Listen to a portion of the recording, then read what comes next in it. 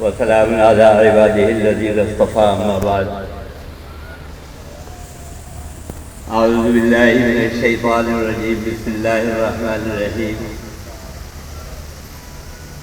إني لكم رسول أمين فاتقوا الله وأطيعون وما أسألكم عليه من أجر إن هو إلا على رب العالمين صدق الله مولانا۔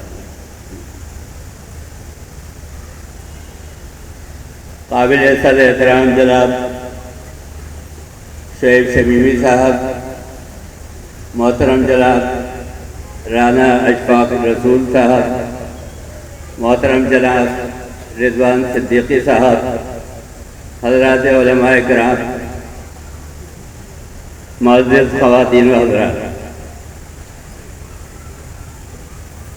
سارے سال ربیع الاول کے مہینے کا اور اس کے پروگراموں کا انتظار رہتا ہے،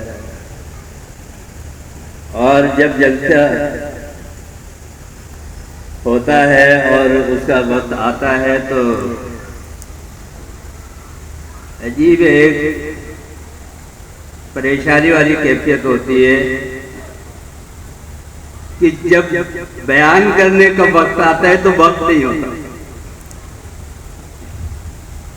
ایک مدرسے میں کسی موقع کی مناسبت سے بچوں میں مٹھائی تقسیم ہو رہی تھی تو استاد نے کہا اپنے شاگرد سے کہ بھائی تم ذرا یہ مٹھائی آئی ہے، مٹھائی تقسیم کر دو۔ تو اس نے کہا کہ مولوی جی میں خدائی تقسیم کروں یا محمدی تقسیم کروں؟ تو مولوی صاحب نے کہا کہ بھائی خدائی بڑا ہے، خدائی تقسیم کر دو۔ تو اس نے مٹھائی لی، ایک کو دی، ایک کو چھوڑ دیا، ایک کو کم دی، ایک کو زیادہ دیا، اور اس نے جو باقی مٹھائی بچی وہ خود اپنی جیب میں رکھ دی۔ استاد نے کہا کہ یہ تو نے کیا کیا؟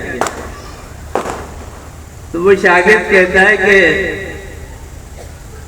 اللہ کی اور خدا کی تقسیم تو ایسے ہی ہوتی ہے، اللہ کسی کو رزق کم دیتا ہے، کسی کو زیادہ دیتا ہے، کسی کو نہیں دیتا، کسی کو بہت زیادہ دے دیتا ہے۔ تو یہاں جلسوں میں بھی وقت کی بڑی قلت ہوتی ہے۔ بہرحال میں مختصراً جو آیت میں نے تلاوت کی ہے اس کے بارے میں ایک چیز عرض کرتا ہوں۔ حضور اکرم صلی اللہ علیہ وسلم کی ایک اہم صفت اس اہم آیت کے اندر اللہ تعالیٰ نے بیان فرمائی ہے۔ اہم کا مطلب یہ نہ سمجھیے گا کہ باقی آیتیں جو ہے وہ غیر اہم ہیں، نہیں، سب اہم ہیں، لیکن بہت ساری آیتیں قرآن کریم کی آج وہ ہے جن کی آج ہمیں شدید سب سے زیادہ ضرورت ہے۔